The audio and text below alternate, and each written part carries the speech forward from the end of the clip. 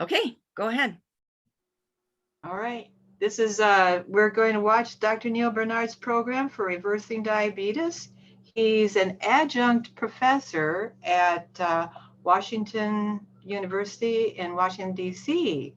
And an adjunct professor is a part-time worker, but they only call him in when they need his particular treatment or his particular expertise in their cases for cancer or whatever. And so that's pretty nice to be on demand. So that's what he does besides his other jobs. And these, like, here's some, you can find all kinds of quotes from him, and these are good to tell other people. If you want to prove or have some ammunition for this diet, a lot of those are good to look for, and they're right there. So let's see what he has to say.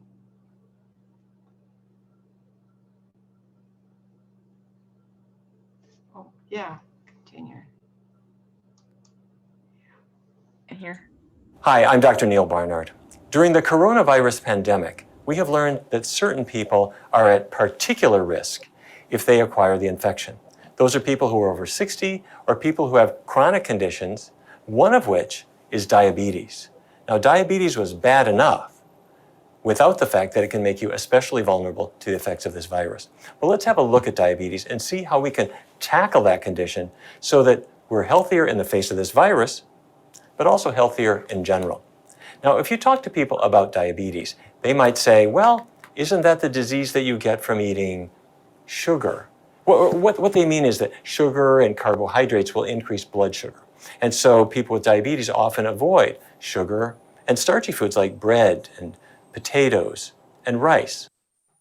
But if you look at Japan in the 1960s and 70s had the thinnest, healthiest, longest lived people on the planet, and they had very, very little diabetes.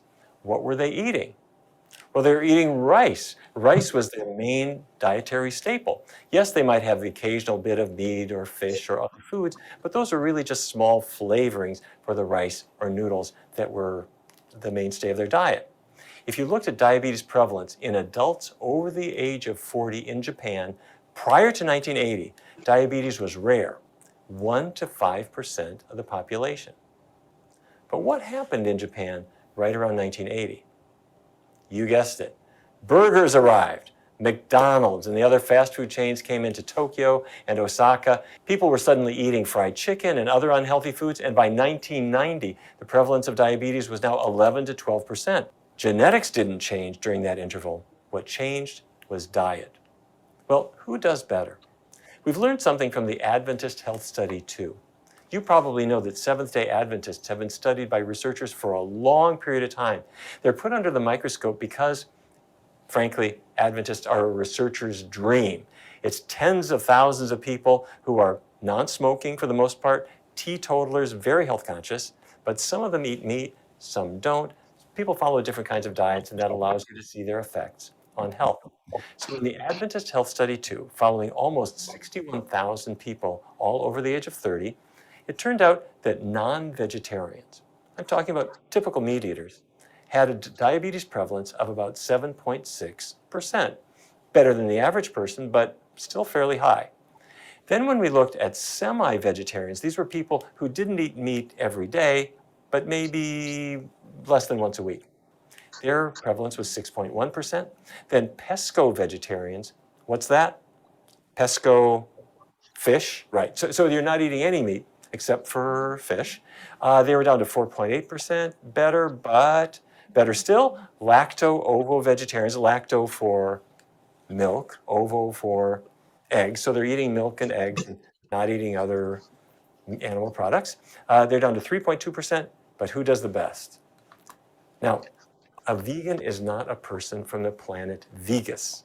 It's simply a person who doesn't eat any animal products, and their diabetes prevalence was 2.9%. Compare that to all the other groups. The vegans had the least diabetes. So our research team decided to test out this diet in people who had never done any kind of a vegan diet before and see what happened. We brought in 64 women. They were all overweight. They had all tried every kind of diet, Atkins and South Beach and Nutrisystem and Jenny Craig, you name it, they'd tried it. And they were frustrated because whatever benefits they'd gotten from the diet just didn't last. So we asked them to join one of two groups, and they were assigned at random, either a low-fat vegan diet or a more conventional diet. And we had no calorie limits, no exercise, and they had to provide their own food. So the conventional diet was limiting the amount of meat, reducing fat, but it wasn't a vegetarian or vegan diet. For comparison, the low-fat vegan diet was just what it sounds like. It was no animal products, and we kept oils very low. The foods that we asked everyone to favor were embodied in what we're calling the power plate. That's fruits and grains and vegetables and legumes. What are legumes? Beans, peas, lentils, foods that grow in a pod. And when we showed our participants the foods they could eat, I've got to tell you they were surprised because they could eat pancakes. They could have linguine, as long as it wasn't topped with a meat sauce or Alfredo sauce, but oyster mushrooms, artichoke hearts, little marinara sauce, fine. When we bring research participants into a study, we don't just say, here's your diet, come back in 6 months. We actually get together every week and we meet and we work through challenges. And I think it was the third or fourth week of this study that one of the participants came in and said, Dr. Barnard, I found a treat that I can have on your low-fat vegan diet. And she opened up her purse and she pulled out a pack of Twizzlers. Do you know Twizzlers? Those little red twisty things that they sell at the 7-Eleven? It's true. Look at the packet. The ingredients don't have any animal products in them. They are vegan. It's just sugary, starchy, artificially colored junk. And she made sure that all the research participants knew that Twizzlers are unlimited in Dr. Barnard's diet. Anyway, so our low-fat, vegan, Twizzler-fueled participants set off on their path to the unknown. And what we discovered is that after 14 weeks, the people in the vegan group had lost almost 13 pounds, while the comparison group had lost only about 8 pounds. So the vegan diet was clearly better over the short run. But then we tracked everybody for an additional 2 years, and we discovered that the people who had adopted the vegan diet were skinnier at a year than at the beginning, and skinnier at 2 years than at 1 year, while the comparison group had lost weight and then they ended up putting it all back on. So it looks like a completely plant-based diet is actually a great way not just to lose weight, but to keep it off. So you might be thinking, why is that? How is it that a vegan diet could help me lose weight? Because you're eating carbs, you're not counting calories. How does it work? Well, the first reason is really a no-brainer. Everything you're eating is from a plant. It's beans and vegetables and fruits and whole grains, and plants have fiber, and fiber fills you up with effectively no calories. The second thing is that it's low in fat. Remember, we're not adding a lot of grease, and plants themselves are naturally low in fat. And here's why this matters. A gram of fat, no matter where it's from, has 9 calories. 9 calories per gram. But a gram of carbohydrate, wherever it's from, whether it's from bread or rice or even pure sugar, has only 4 calories per gram. So when I get away from those fatty foods, I get away from a lot of unnecessary calories. But there's something else. Your metabolism increases when you follow a plant-based diet. How can that be? Well, we bring the researchers into our laboratory and we're measuring their metabolism. The way we do it is they lie down on a table and we put a plastic shell. So you sort of feel like a space traveler. It goes over your face and your shoulders and it's capturing the carbon dioxide that you're breathing out, and it measures the oxygen that you're breathing in. And with some pretty simple arithmetic, I can tell you how fast your body is burning calories. But it's 6 o'clock in the morning. Your metabolism is really slow. Your body is not burning a lot of calories. But then I give you breakfast. Now, in our research studies, it's a liquid breakfast. We know exactly what's in it. And everybody's metabolism rises. It always rises after breakfast because your body is absorbing the nutrients in it to start burning things a little bit more quickly. Then you go to a totally plant-based diet. You follow it for another 14 weeks or so. You come back in. You lie down on the very same table. I put the very same shield over your face, and I'm measuring, once again, your metabolism. But what I discover, your metabolism is not the same. It's faster, roughly 15% faster for 3, 4, 5 hours even after the meal. Now, that's not much. It's just a small change. But it's after breakfast, and after lunch and after dinner and even after snacks. You're burning calories a little bit more like you did when you were 14 years old. Your metabolism is speeding up. Getting rid of unwanted weight is a great thing for anybody. But if you have diabetes, it also means that your diabetes is likely to improve. So back in 2003, the National Institutes of Health gave our research team a grant to try to find a better diet for type 2 diabetes. What we did is we compared a conventional diabetes diet that was based on counting calories and limiting carbohydrates. We compared that to a completely plant-based diet. Now, the conventional diet meant limiting calories, carbohydrate fairly steady, don't eat too much bad fat. But the plant-based diet was completely vegan, no animal products. It kept oils very low. And one other thing, we favored what I'm going to call low GI foods, low glycemic index foods. What that means is, let's say I take some white bread. That will make my blood sugar rise pretty quickly. But if instead I have rye bread, the effect on my blood sugar is more gentle. It doesn't rise so quickly. If I have pumpernickel bread, the rise in my blood sugar is even more gentle. If I had beans, more gentle still. So the rye bread or pumpernickel those are more of a low GI food compared to the white bread, which is high GI, high glycemic index. Got it? So vegan, low fat, and favor the healthier carbohydrates. And to cut to the chase, the test that we look at to see how people do with diabetes, it's called A1C, or hemoglobin A1C. It's just a measure of your blood sugar control, and if you have diabetes, I'd like to see it below about 7. At the beginning, our participants were not below 7. They were on average right around 8. And the red line on this graph is the control group, the people on the conventional diet. They did well. Their A1C dropped about 0.4 absolute percentage points. That's good. That's what a medication might do. But that blue line, those are the people on the vegan diet. Look what happened. They had a drop of about 1.2 absolute percentage points. That is huge. If you had a medication that did that, invest. That is a great medication. But this is called asparagus, beans, and it's simply the effect of a healthy vegan diet. So how does that work? Okay, let me show you what causes type 2 diabetes. This is very, very important. If you're watching this with just half an eye, let me have your full attention for just the next couple of minutes. This big blue oval, that's a cell, one of the cells in your body. And your cells are powered by sugar, glucose.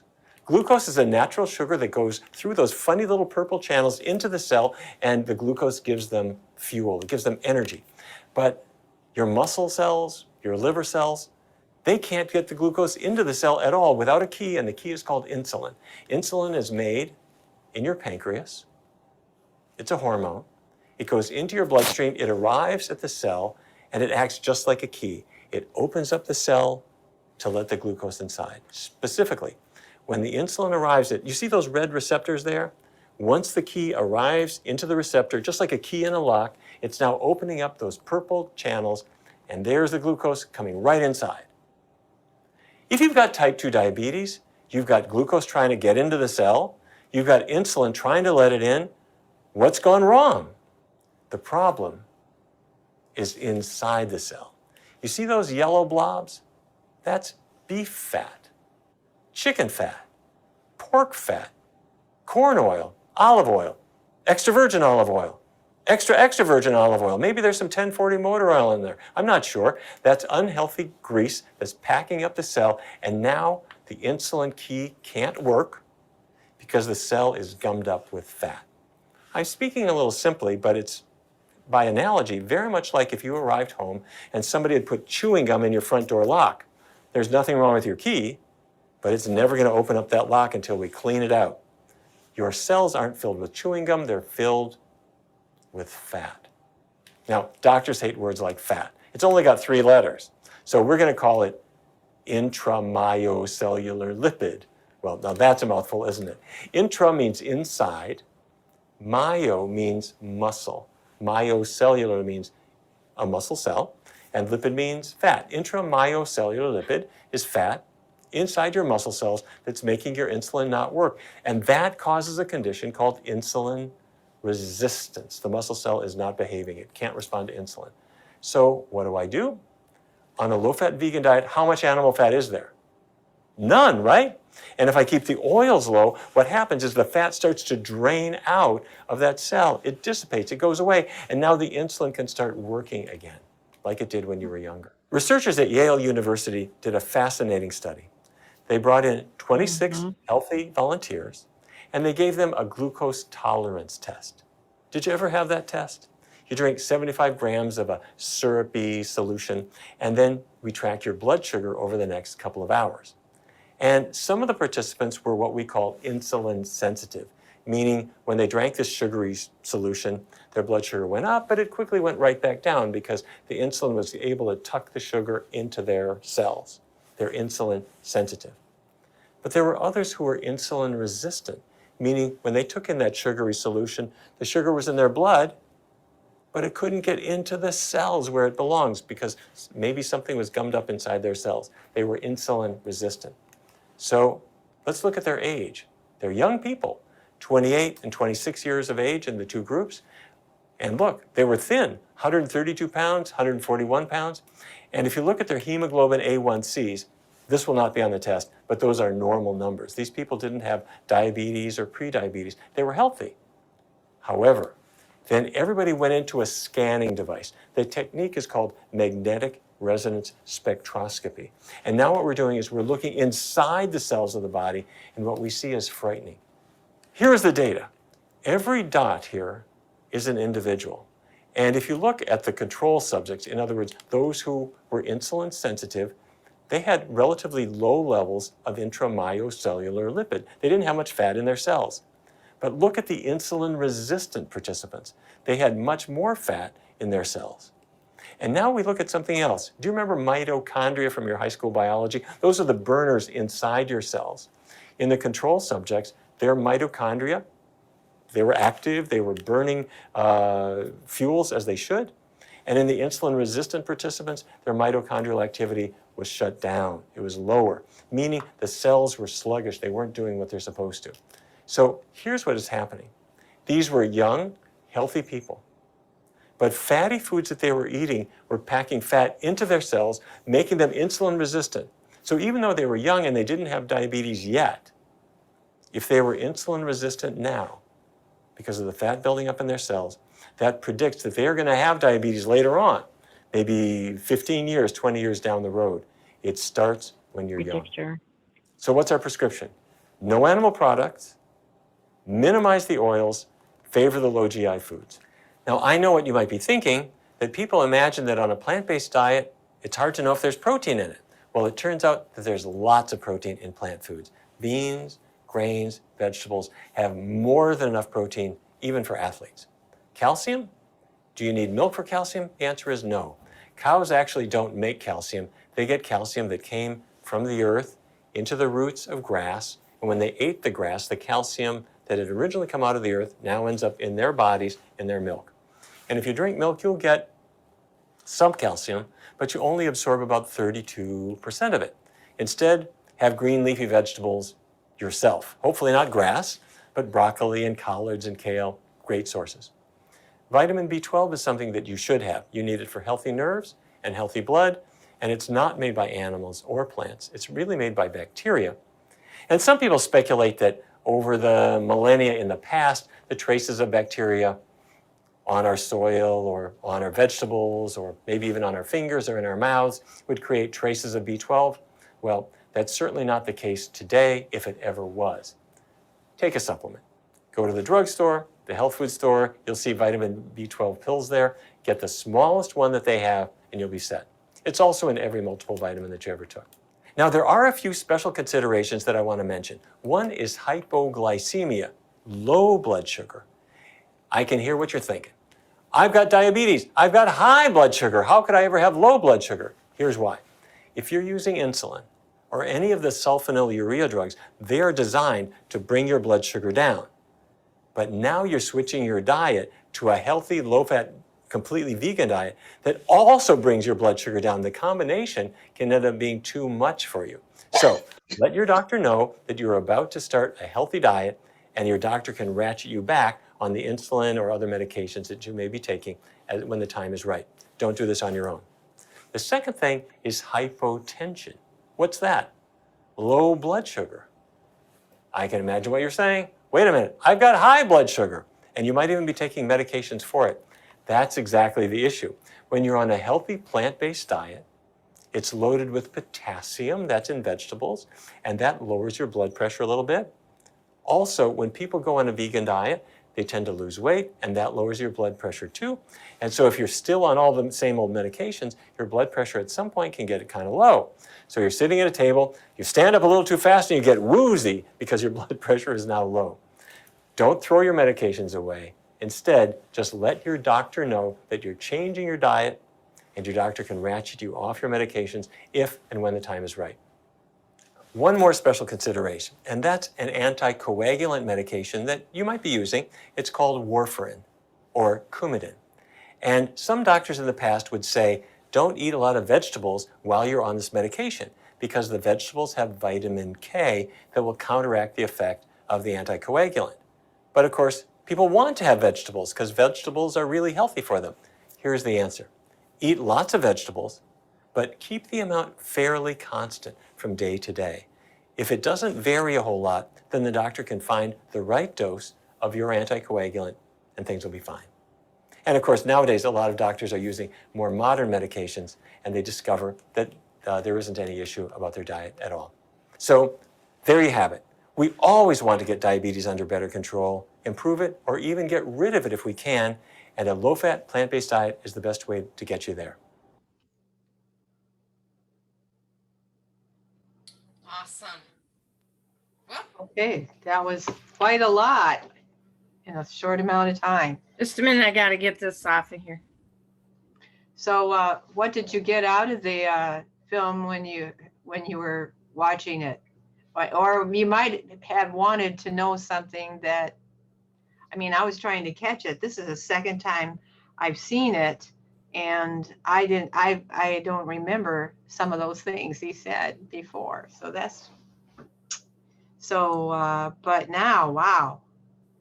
So what did you think about it? Are you open for questions now?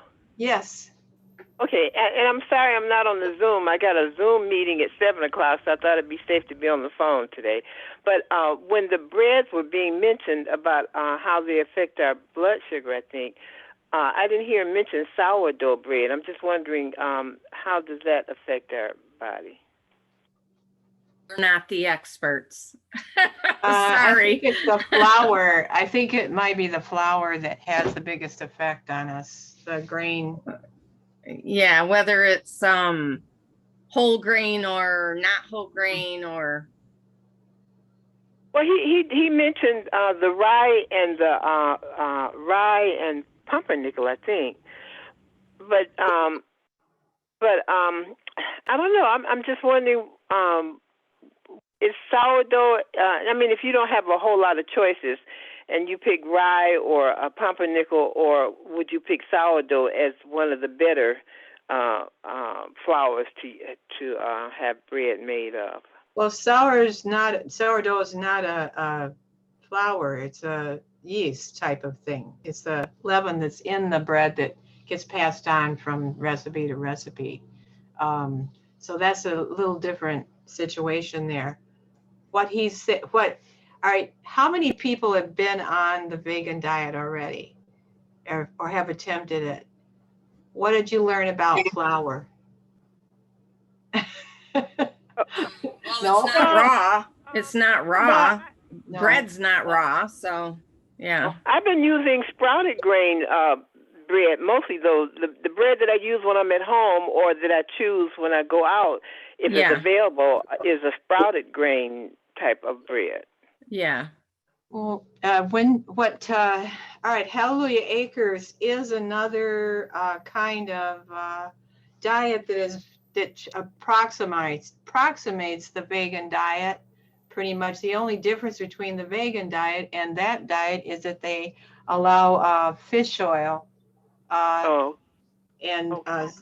the rest is pretty close. And what we've been taught is that those white things, the milk products are bad for you, and there's a lot of reasons why they are. And I think if you watch him again, he'll mention that in another presentation. But Well, milk isn't No. vegan either. So if he's saying vegan, then you wouldn't have milk because that's not Right. vegan. that's right. Right. That's an animal product. So Yeah, Mhm. yeah. and so the other things like saturated fat, you're avoiding that kind of fat. You're avoiding a lot of things that are bad for you just by saying, okay, I'm not going to do the animal products.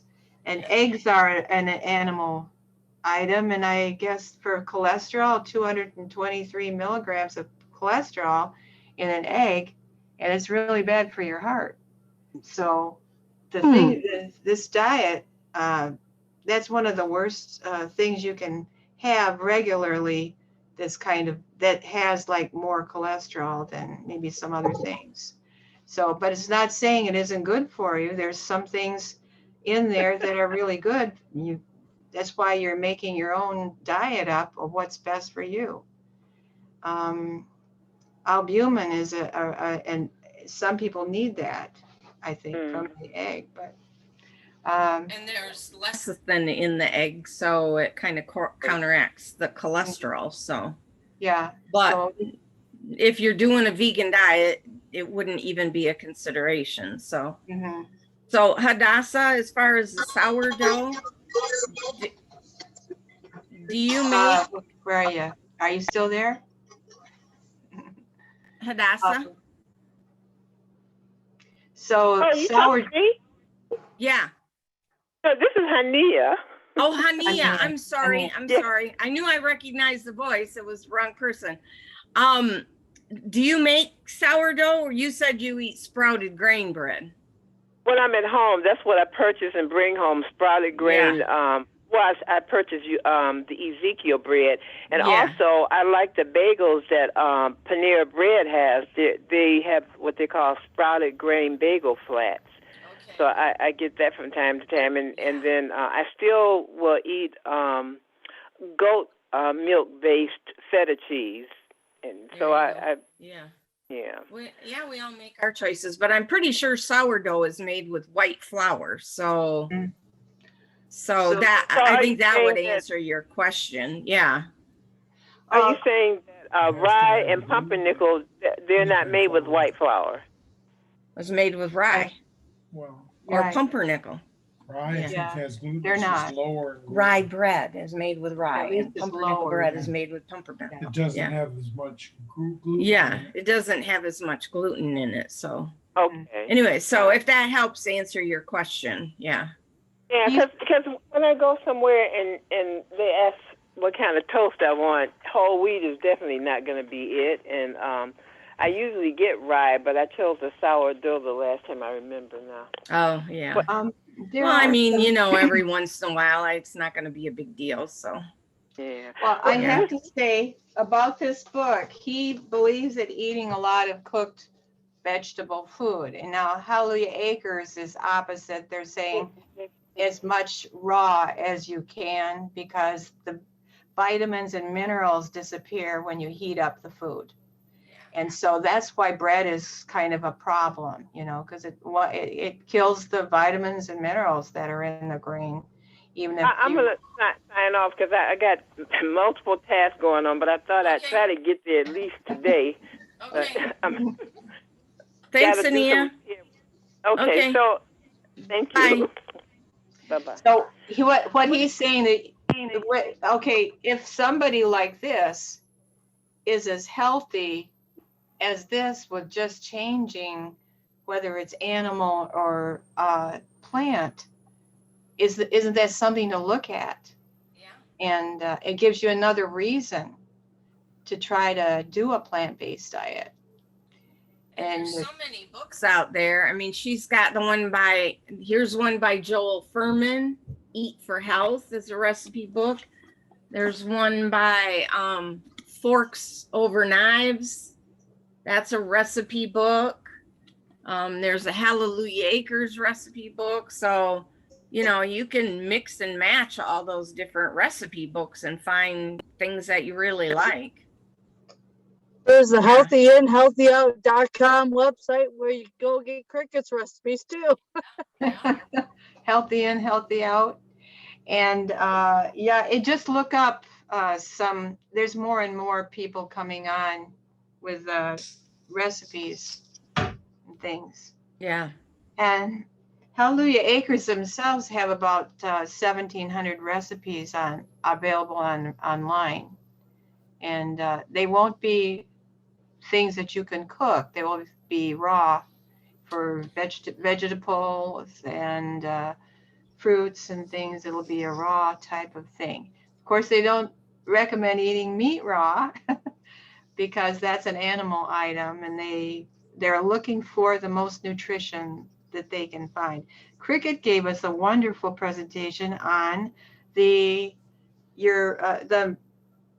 digestive system. I don't know if you remember seeing that, where she compared like an animal's digestive system to a human digestive system, realizing that we are naturally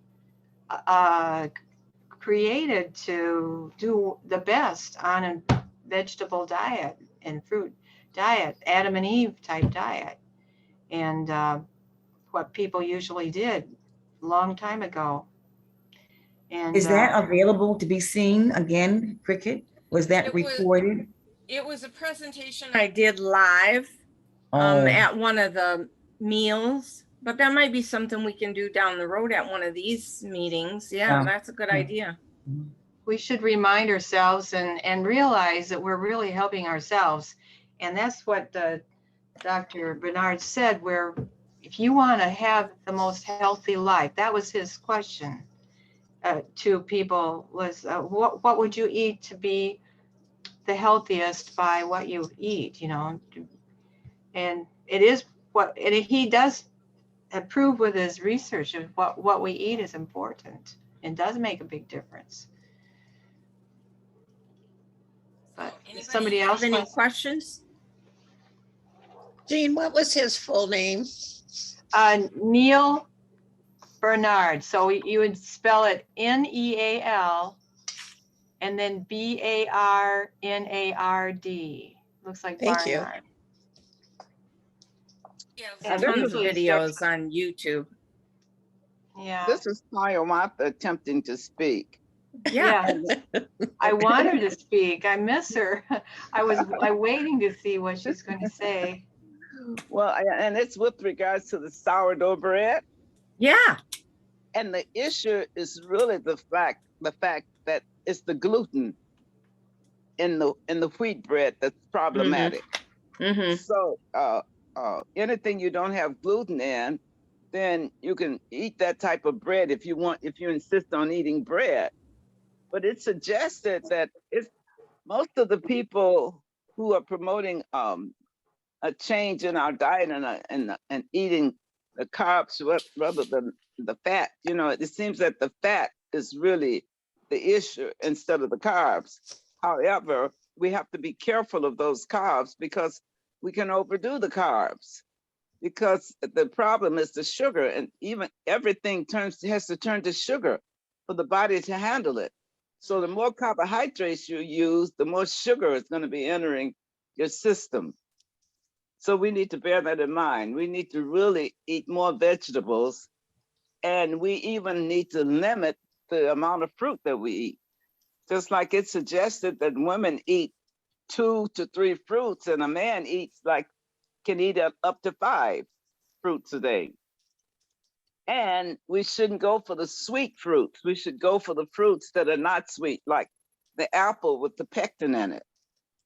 So that's what we should try to remember, really be selective even in the healthy foods that we're eating. And most people say we should never juice fruit, that it increases the sugar content. So we should eat that fruit without juicing it. Has anybody else heard that? How would it increase the sugar content if it isn't there? Oh, the sugar is there. Yeah, but how would it increase it by juicing it? To me, it would dilute it. No, if I were to put it, when you juiced it, you double the amount. You know, for example, You can't eat 6 apples. I doubt if anybody bothered to eat 6 apples, but you can juice 6 apples and you can drink them. Yeah, that's, Have you ever seen on a package that says net carbs, total carbs 6, net carbs 3?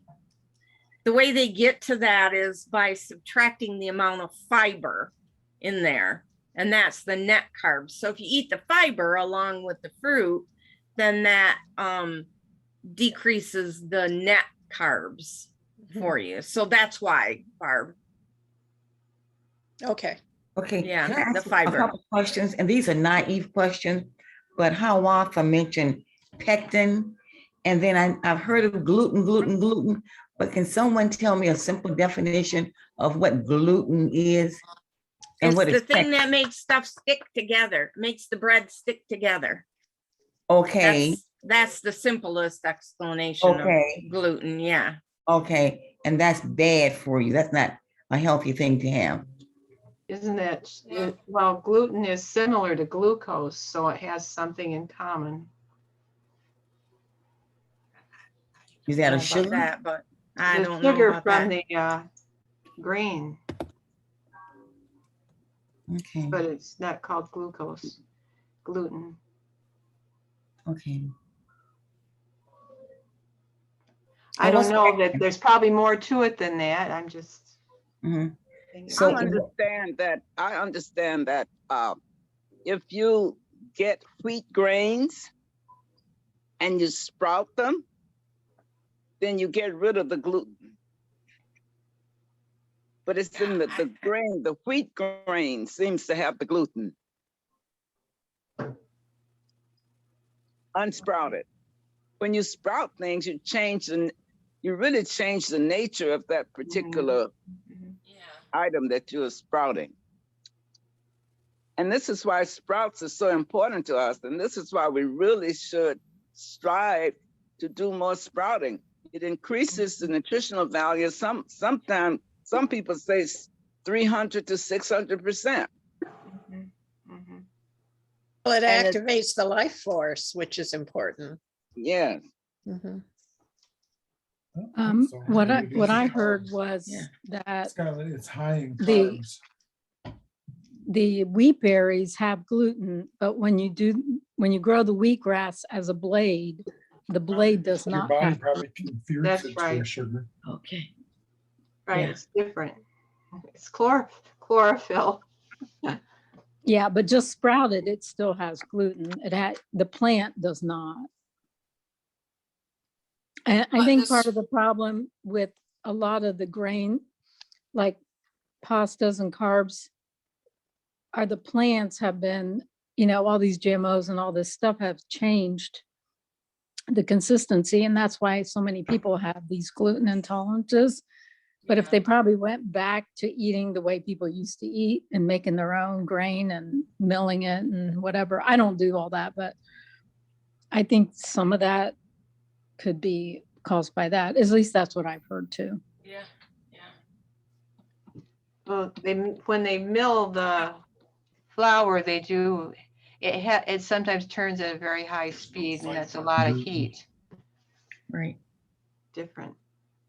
Yeah, I haven't made bread like that, but I just know that straight up. And then, with the Hallelujah Acres too, they had the white sugar that is treated with chemicals. The white flour is treated with chemicals.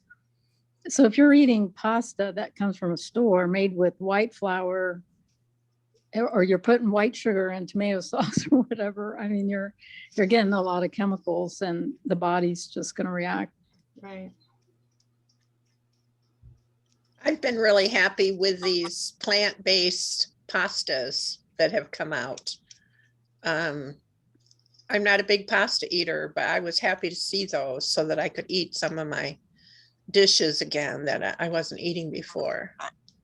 So, and they're still processed, but I think they're much better than just the normal pasta that was out there before, made out of white flour.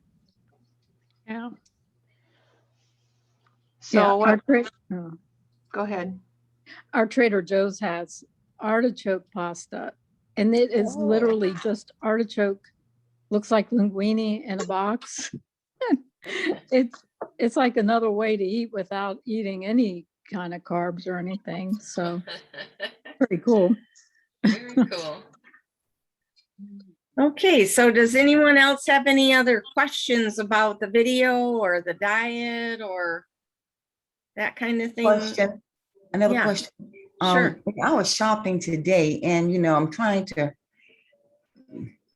be more healthy with my eating habits. And what is your response to all of the veggie patties? The Boca burgers and the hot dogs, the hamburgers, the chicken, the fish, meatless meals, meatless Well, things. they're getting better than they were taste wise. In some cases, I mean, occasionally it's not a bad thing. They're plant-based. You got to look at what did they put in to give it its flavor though. Did they, they put in extra chemicals? Did they put in extra sugar? Did they put in lots of salt to make them taste okay? And like I say, every once in a while, those things aren't bad, but if you're going to be on a plant-based diet, you might as well find recipes that don't even need those, artificial. Focus in on eating more plants. Yeah. Well, these, like the Boca burgers, they're plant-based. They have black beans and soy and that kind of stuff in them. So, and I've been reading a lot more about soy. If you're getting organic soy, it's not as bad as we've been told all along. I mean, look at how much soy they eat in Japan or China, and they've been healthy. They haven't had high incidences of estrogen-based cancers and that kind of thing until they started eating a Western diet. So soy is pretty healthy as long as you're not getting GMO and non-organic soy. So that's something to look at too. Tofu and that kind of thing. So yeah, if anybody finds something that they really like, maybe bring that to the next meeting and share it with everyone. Yeah, and see what ingredients are in it. Right. Yeah, Because exactly. I understand there are a lot of unhealthy ingredients in that Boca burger. Yeah. I'll have to look at, see if I still have that. There was an article in the Reader's Digest recently about the non-meat meats. So I'll have to see if I still have that magazine here, and I'll bring that next month. And speaking of future months, Brenda, do you want to jump in here? I see Joyce is on, so. Yeah. Joyce Wang is going to be our speaker for June. And when I talked to her to ask her about it, she would like to know if you have any questions that she could get prepared in advance to talk about the bees and honey and all that. And she told me her email address is Wasp Queen, that's WASPQUEEN @gmail.com. So if you think of anything you want her to talk about, you could email her. It's not going to be till June, but she could get ready for it. Thank you, Joyce. I appreciate it. So we're open for suggestions for these our meetings. And if someone has a suggestion, would you give it to one of us here? Brenda's been working the hardest on trying to find new speakers. So. In fact, I would like for Brenda to make a presentation on how she was able to overcome so many health challenges. Okay.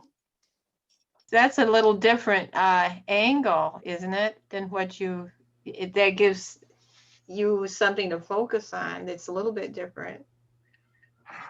Well, I am writing a book, Hiawatha. I'm actually doing it. Hallelujah. So, Yeah. yeah. Now, didn't you talk about that at one of our meetings before? I think so, yeah. Yeah.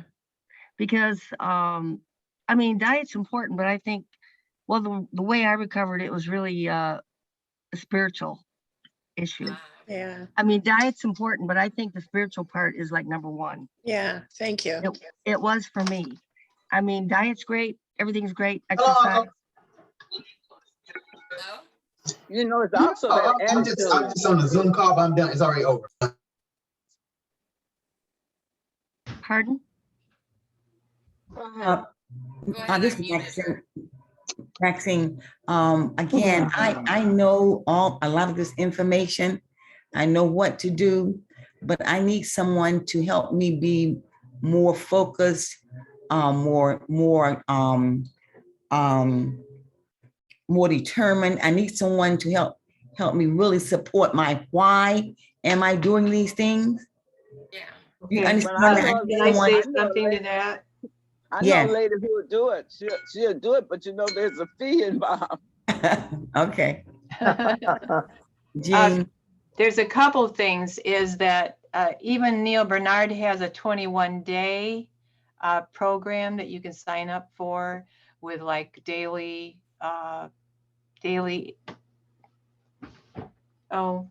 contact, I believe. And also Hallelujah Acres has a program like that where you can sign up for that and you can get encouragement every day and fresh ideas. So there's 2 places there that you can get help for free. I know another one is Annette Reader. Annette Reader calls herself the biblical nutritionist. How do you spell her last name? Reeder, and she's on YouTube. But she also has a website. Yeah, I think it's called thebiblicalnutritionist.com. I think so. now, if you have a question though, Hiawatha, you wouldn't mind somebody calling you with a question, would you? Of course not. Mm-hmm. So if you don't have, it might be good to get to know you better too, since you have had more experience than anyone else in trying to help people on the track to health. You've seen all these things. You know what works for you and in helping somebody with a serious condition too. And I also know how other people can negatively impact you. You know, you need a really supportive environment. Mm-hmm. Do you think you'd like to talk about that sometime? Well, not anytime soon. Okay. Okay. Well, Max, I've got your number. I don't mind calling you once in a while and we can Reconnect. Okay. We can chat. Okay, Bob. Yeah. Okay, pal. Thank you. Anybody else have any questions? Did you give your information to Cricket, Maxine? Oh, you got your email. I know that, but I mean. Yeah, she has my information. Yeah, okay. Great. And I'm really interested in hearing her presentation on if she compares the animal, digestive system with the human digestive system again. Yeah. I think we need to start some of these subjects over again because we're always finding out new things. Yeah. And our sleep situation is often now with all these fireworks, we're going to really we have people in the legislature that don't appreciate our sleep and this kind of thing. So we need to value that more and talk about that. So I'll try to find somebody. I know a nurse named, her last name is Moore, and she has done a lot of talking to people. Her job is to talk to diabetics and help them stay on their diet. And she knows a lot about the vegan diet, and she's very interesting. I can check with her. and see if she'd like to come and talk with us. And she herself has been a vegan pretty much. What was the name of the movie that we watched? It's just a Oh. YouTube video. Oh, it's a YouTube. Yeah. Yeah. Did you get an email on that? Oh, yeah. Is it in there? No, it is Okay. not. I didn't send the link to the video, but I will when I okay. send the replay. Oh, all right. And Yeah. she's gonna also send the one about 21 reasons for being vegan, something like that. The name of the video is A Nutritional Approach for Reversing Diabetes, if you want to search for it on YouTube.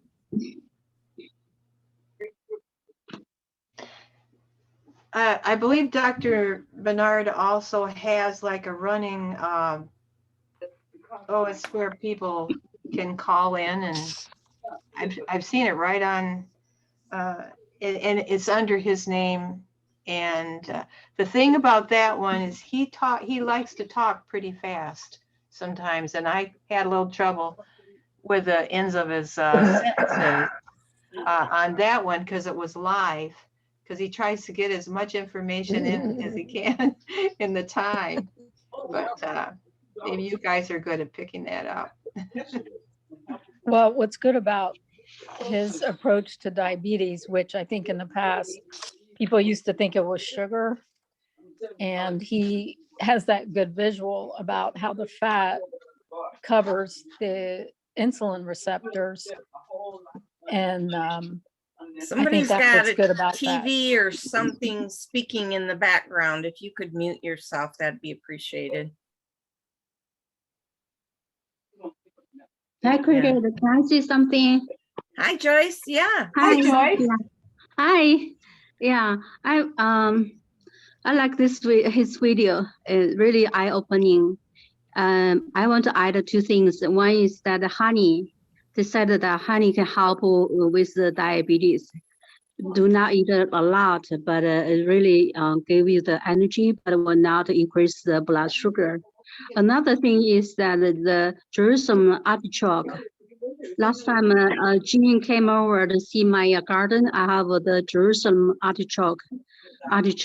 Yeah, it can be winterized. That vegetable can replace the potatoes and the sweet potatoes, the bread. That is a natural insulin adjuster or balancer. If the blood sugar is too high, I will reduce it. If it's too low, I will raise up. It's a natural gift for us. It's easy to grow. Very high in iron. Emily, can I ask you about artichoke? Because I purchased one. I had no idea how to fix it or how to cut it. Jerusalem artichoke is different from the artichoke. You bought the spiky ones, right? Yeah, that's the artichoke. Artichoke, you can steam it or you can boil it and eat the tender part of the heart. The Jerusalem artichoke is like a sunchoke. The flower is yellow with the yellow, like a sunflower, smaller one, but the root is like a ginger. Where do you get that from? Where do you get that? Horax. Horax has, yeah, it's $3.99 per pound. Yeah. Okay. But if you have a garden, you can grow them, yeah, by yourself, and then they can overwinterize in the field. Yeah. They can really take over your garden though, can't they? They can really spread. If you eat it or not, if you don't eat it, they will. Oh. Now, don't you have to be careful with that when you first start eating it? Because it can really give you some severe abdominal cramps if you eat too much the first time. Yeah, it's gradually, and also peel off the skin. Okay. Do you live in Lansing? I'm in Okemos. Okay, I'm gonna come by your house and get some lessons from you. There you go. I'm Okay. serious. There you go. Yeah, Yeah. and serious. you can I'm get interested- some I'm interested. fruit from artichoke too. Yeah, I I'm can give you interested in some that. seeds. Yeah. Okay, I'll get Mm. your number from Cricket. And for Yeah. some reason, I used to love honey, but I heard that honey is what the bees regurgitate.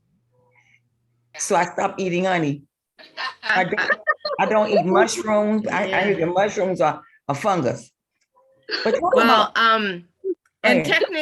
technically honey is not a vegan food. Okay. But Technically the bee- speaking. Yeah. But the bees regurgitate that? Well, they eat the sap from the flowers, and then that's They Nectar. regurgitate. Yeah, nectar. Yeah. yeah. And then they store the nectar in their stomach. When they got fly back to their hive, they put it out and in their cells, and then use their wings to find it. So we'll have less water, or be contain about 20% less water. So the bacteria cannot grow there. It's highly concentrated, sugar concentrated. Yeah. Okay, Joyce, can you put your phone number in the chat? Oh, I don't know how. Okay, do you have her number, Cricket? Yeah. I think I do. Let me. Okay, I'll get it from Cricket. Let me put it in the. 517. Yeah, you don't want to. You don't want to. No, Joyce, you don't want to say it on the. Okay. Because this video is going to be on YouTube, so. Okay. Oh, okay. Yeah, you don't want to put it on. Personal information. I'll get it. Yeah. Joyce, would you send Cricket the marinade that you use on the Jerusalem artichokes? I had those at one of the raw food dinners and it was just delicious. Do you remember which one? I forgot. Well, I know you have a lot of them, but it was, you sliced them up and you had them marinated and it was really good. Oh, usually I use the